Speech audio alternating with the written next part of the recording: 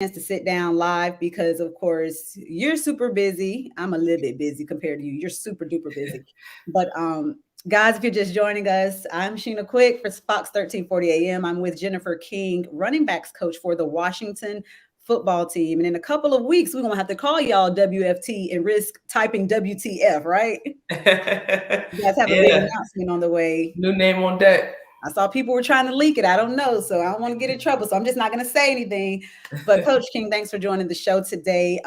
Pioneer by far. And I don't think people, you and I have had conversations before, and I know that if you've been living under a rock, you might not know exactly who you are or your role or your journey to get to where you are, because this didn't just happen overnight. You didn't just wake up and say, hey, I want to coach in the NFL. So let us know a little bit about yourself, your origins, your time you spent in High Point, my hometown, just to get everybody acclimated a little bit.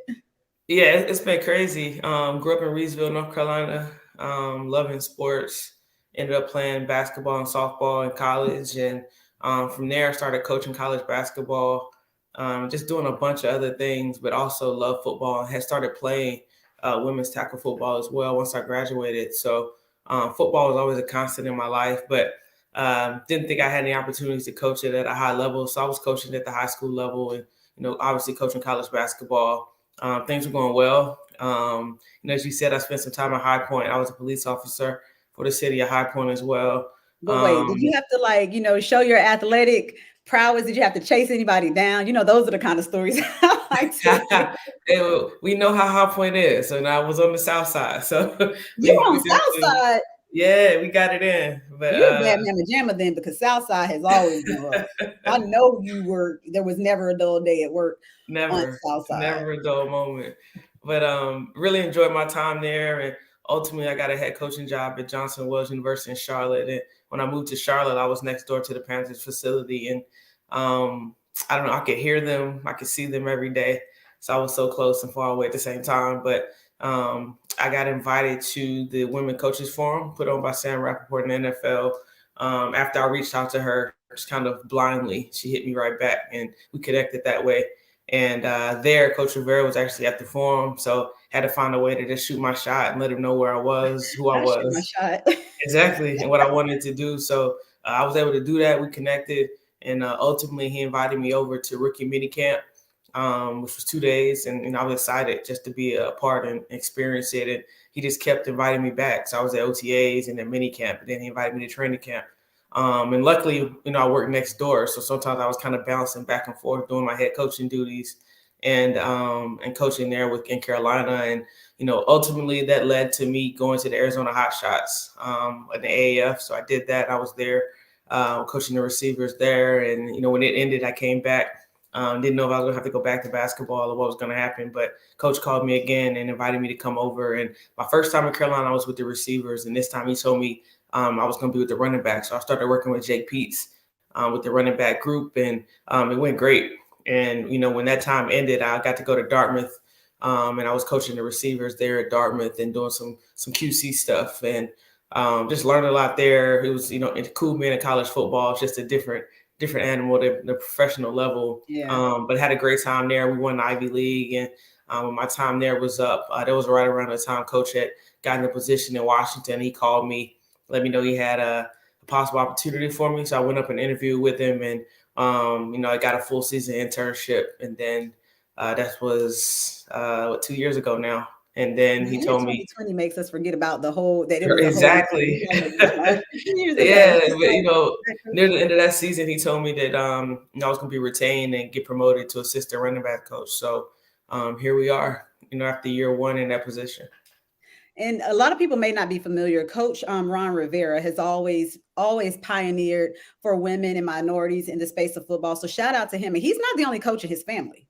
A lot of people don't know that. His Yeah. wife is also a coach. And now, Jennifer, just pivoting from college, being a college basketball coach, to a football NFL, that's like top of the line, pinnacle of that sport. How was it trying to transition from coaching basketball to coaching football, or is it really just apples and oranges? Yeah, I don't think it was as hard as some people thought, just because, I had great mentors on the basketball side that taught me how to be successful, how to win, how to communicate with your athletes. And, that that goes across all sports. So, and I had a background in football as well. So it wasn't like I just went to a totally different sport and didn't know anything about it. I've been playing and coaching football before. So obviously it's a transition moving into the NFL, but it wasn't as hard of a jump, I don't think, as you would think. Because Right. at the end of the day, athletes want to be coached and want to be good, and you can connect with them and do that. They don't care who you are.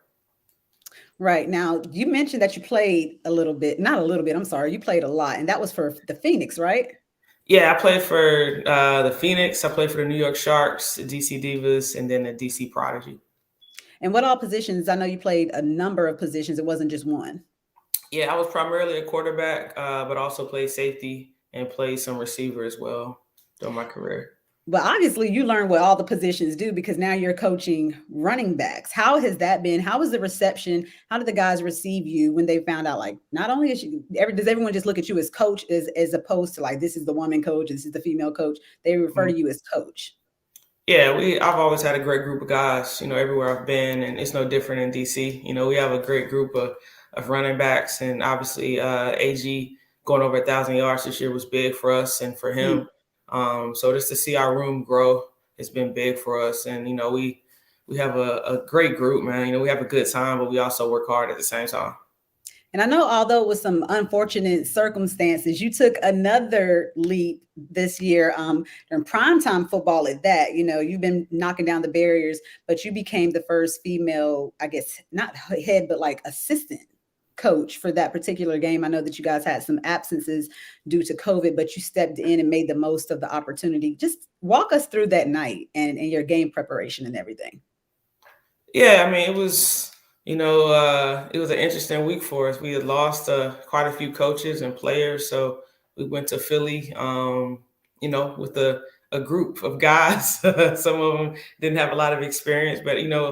just like myself, everyone had to step up. We always had a next man up mentality, and that's what it was for me as well. So my preparation didn't change that much. The biggest thing was just obviously being in charge of substitutions and rotations. So just making sure everything was good with that. And that was the biggest thing. And just making sure our guys were prepared to play, which we were. We battled and competed. Now, the last couple of years have been super busy on the social justice front as well as, dealing with COVID. How has it been for you being a part of the league as they have taken more of I guess, public stance on social justice, being that you're not only a woman, but you are a Black woman? How has that experience been? And do they consult with like minority coaches on the initiatives that they were going to enact these past couple of years, or was it just something that had already been in the works and they just kind of informed you guys? Yeah, it's been pretty cool to see them make that effort. I think you got to start somewhere, and I think they've Yeah. been doing that. And I think a lot of people don't realize like the NFL at the league level is very diverse. I think sometimes it gets lost in translation because of the things that happen at the team level, but at the league level, I think diversity is a priority, and I think they're doing a good job to try to do their part. And like I said, you got to start somewhere. Some things are going to be great, some things aren't going to be as great, but I think the effort and they're trying from a genuine place, which is good to see. Right. And I know that there's only one Black head coach right now. So do you think that in the coming years we'll start to kind of see that league level trickle down to the team level where we're seeing more diversity, not only, coaches of color, but also more women? Yeah, I hope so. I mean, obviously there are a lot of great coaches of color right now who should be head coaches or at least get the opportunity. And we're hoping in this Right. this hiring cycle we'll see some of them get their opportunities. But I hope so. And each team's their own individual entity, so it doesn't matter. The league can't make someone hire somebody, so it's just Right. definitely up to the people in those hiring positions at the individual team level to really pull the trigger and give people opportunity. Now we had some technical difficulties a little bit earlier, so I know we don't have a ton of time left with you. But what are some things about Coach King that that the general public doesn't know? And I mean, like fun facts, favorite food, favorite ice cream, all of that. Yeah. Man, I love like I'm a foodie, so I really like to go to different kind of restaurants. My favorite food is just I love pizza, man. I like pizza from different places just to try it. I like the little brick oven pizzas people have, and now some people are getting them at their houses, which is dope. But That is true. I can eat pizza anytime. But just food in general, I love to. Anytime we travel to different cities, I like to try to hit different restaurants just to see, non-chains, to see what they're about, the local spots. So that's the main thing. Love music, big JayZ fan. But that's pretty much it. So who do you think can stand toe to toe with Hove in a versus? We've been hearing that kind of Yeah, floating around social media, that's and he should go against come on. Busta Rhymes. But who would you link with him for versus? I think he's in a league of his own. So Oh, obviously come I'm a on, fan, so I'm Coach partial. King. Now But somebody can go with JayZ. let's grow up. I mean, no one's gonna go song for song with him. Not even Busta Rhymes. At first, I thought that was a really, really, really weird nomination, but I kind of went through. I was like, okay, I guess Busta got some hits that we Yeah, don't he has hits, but I mean, back and in the obviously day. like Wayne, Drake, people talked about them, but to Oh, me, think about Drake. it's not close. Well, I wonder how different like generations, because you're in my generation, how the younger kids feel about the younger kids are probably going to say Drake because that's Yeah, his music is in the forefront. And we were kind of, JayZ was the man as we were going up through college and early 20s and stuff like that. So I could see that. But it'll be interesting to see if he even does it. I doubt he will because he's like on some other stuff. yeah. He's like, He's up why? there. Why would I do He's up there, that? How do you feel about him linking with the league? Yeah, I think it's cool, and I think now we're starting to see the benefits of it. What he's People were doing. skeptical at first. Yeah, people were, but I mean, I'm not sure why. He's a genius. He's a businessman. At the end of the day, and he's doing really good things. And I think we're seeing these Super Bowl shows now get better and better. One thing before you go, I know you mentioned the food. Charlotte food versus DC food. Who you got? Ooh, man, that's tough. I had to give you one controversial question. I know. I would not Low key, Charlotte has some really good spots, and I still keep up with. I still follow the little Instagram pages that shows the new restaurants. I think I'm gonna have to give the nod to DC because of brunch. Knowing brunch is better than DC. So well, that is true. That is true. Have you had the Heralds? No, I haven't made it there yet, but I'll make it. I mean, I was in COVID It is off, for the a off year, season so is I'm coming up and behind. things are kind of opening up again. So you'll have opportunity. I know when you first got there, things were kind of like shut down because of COVID, but hopefully you get out and about this off season. It's gonna be a busy off season for you. What does that look like? A day in the off season in Coach King's life? Yeah, I mean, we're finally getting a little downtime now, but we'll jump right into free agency and the draft, and then we'll hit the combine and then OTAs and mini camp, and next thing you know, you're right back in it. So Right back in the season, yeah. yeah, we'll enjoy a little downtime. Days are a little shorter, obviously, but it kind of never stops. One last thing, hidden talent. Hidden talent.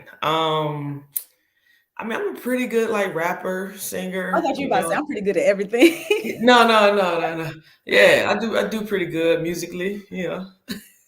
Okay, well, thank you for taking this time with us, Coach King, and giving everybody a look at a side of you that they may not see when you're rushing these big guys through the tunnel and whatnot.